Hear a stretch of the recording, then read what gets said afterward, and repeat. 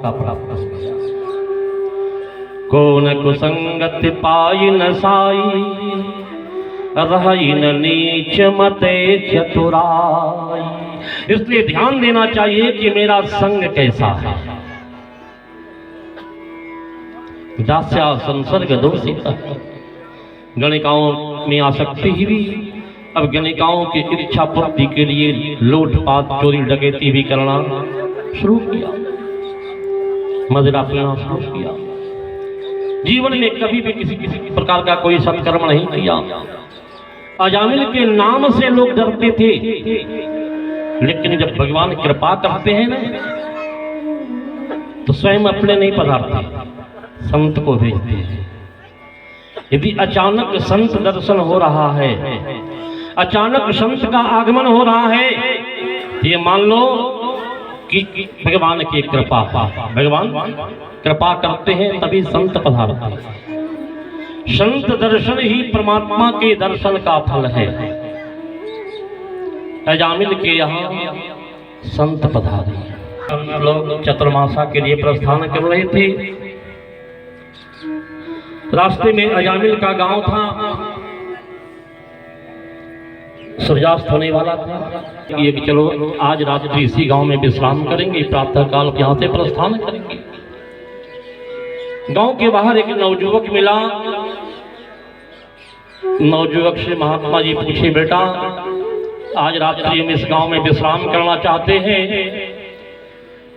सो बताओ आप कि मैं किसके द्वार पे विश्राम कर लूं। नवयुवक को लगा कि बड़े महात्मा बने आए हैं, आज ऐसे घर का पता बता देता हूं कि जीवन पर्यंत याद रखेंगे। वह नवयुवक जो है महात्माओं को अजामिल के घर का पता बता दिया। महाराज,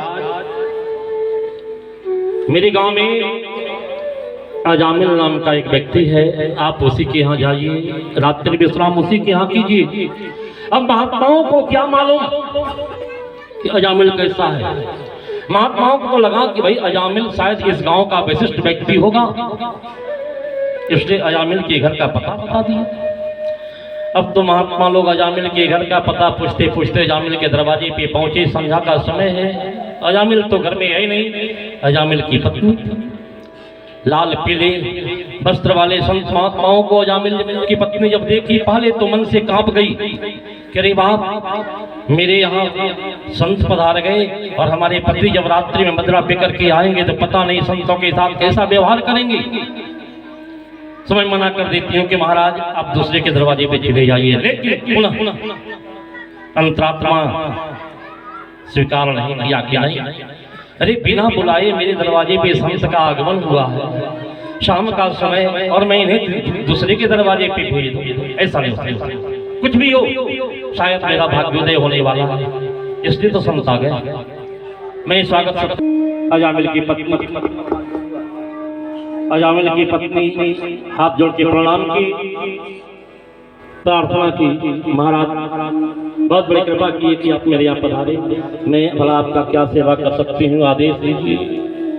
महात्मा जी बोले, बेटी तुम्हें कुछ नहीं करना, सिर्फ मैं तुम्हारे दरवाजे पर रात्रि विश्राम करूंगा।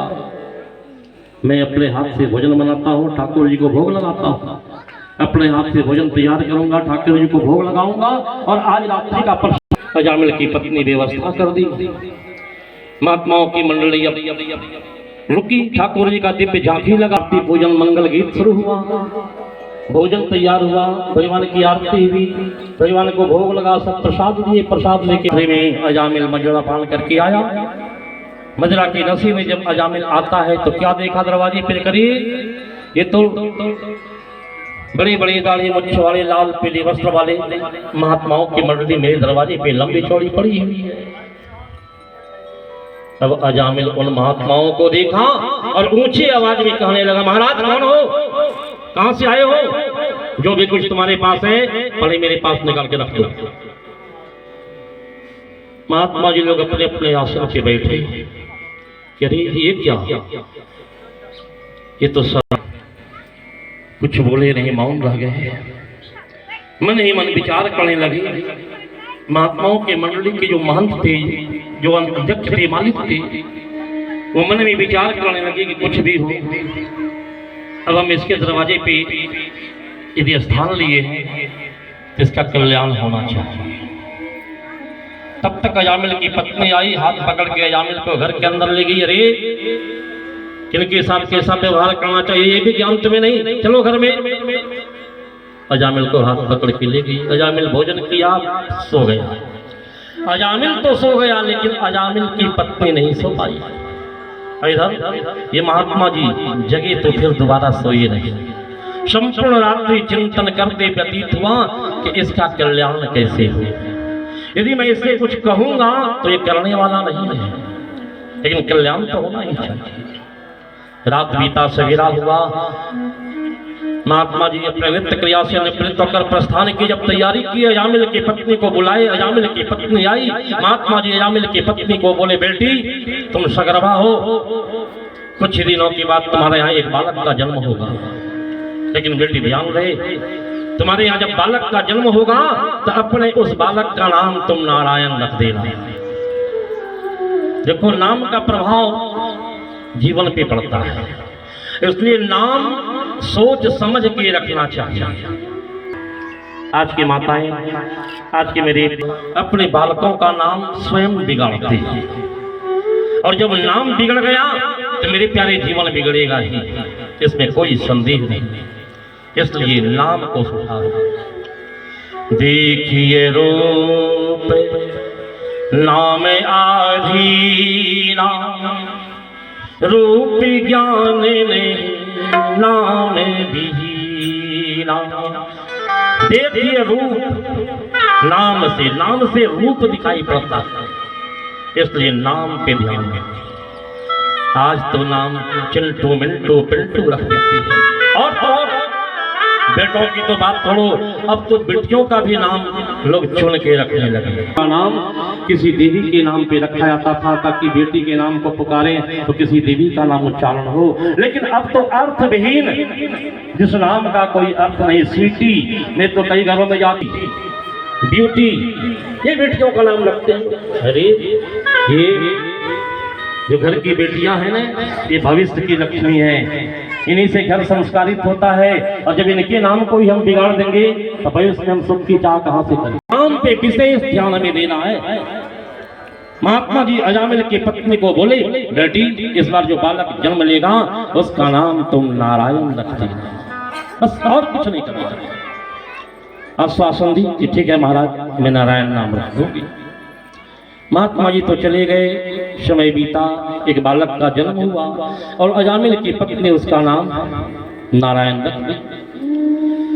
सबसे छोटा पुत्र होने के कारण अजामिल अपने इस पुत्र से अत्यधिक स्नेह करता था। तो अजामिल वैसे परमात्मा को तो कभी पुकारा नहीं, लेकिन अपने छोटे पुत्र को पुकारता है। आओ नारायण, जाओ नारायण, खाओ नारायण, सो नारायण, पियो नारायण, उठो नारायण, बैठो नारायण, पढ़ो। और एक दिन जीवन का वो अंतिम समय भी आया, यमराज के दूत पहुंच गए उसके प्राण को खींचने की। यमदूतों को जब देखा अजामिल घबराया। लंबे चौड़े काले काले परोस, विशाल वक्षस्थल, बड़ी बड़ी भुजाएं, बड़े बड़े डंडे लिए वे खड़े हो गए यमराज के दूत। यमदूतों को देखा, घबराया और अपने पुत्र को पुकारना शुरू किया, दौड़ो नारायण बचाओ नारायण, दौड़ो नारायण बचाओ नारायण। अपने पुत्र को पुकार रहा है, आवाज बैकुंठ पहुंच गई। भगवान अपने दो सेवकों को भेजिए, जाओ। अजामिल में तो जीवन में कभी मेरा नाम लेके मुझे पुकारा नहीं, लेकिन आज पुकार रहा है, जाओ। धर्मराज के दूत पहुंच गए और जैसे ही धर्मराज के दूत आए, यमदूत बगल से खिसक लिए। धर्मदूतों को देखते ही यमदूत खिसक लिए। यमपुरी पहुंचे, यमराज से बोले, महाराज आप किसी को लाने के पहले रजिस्टर नहीं देखते हो क्या? आप कह दिए कि अजामिल को जाके ले आओ, और हम जैसे ही पहुंचे वो दौड़ो नारायण बचाओ नारायण कहना शुरू किया, और दौड़ो नारायण बचाओ नारायण कहते ही धर्मराज के दूत वहां पहुंचे। यमराज यमदूतों को बोले, मौन हो जा, अब यहाँ कुछ कहने का समय नहीं है, भगवान के आगे मेरा भी कुछ नहीं चलता। तो मेरे प्यारे, अंत में अपने पुत्र नारायण का स्मरण करके परमात्मा के लोक को अजामिल जो है प्राप्त किया। तो नाम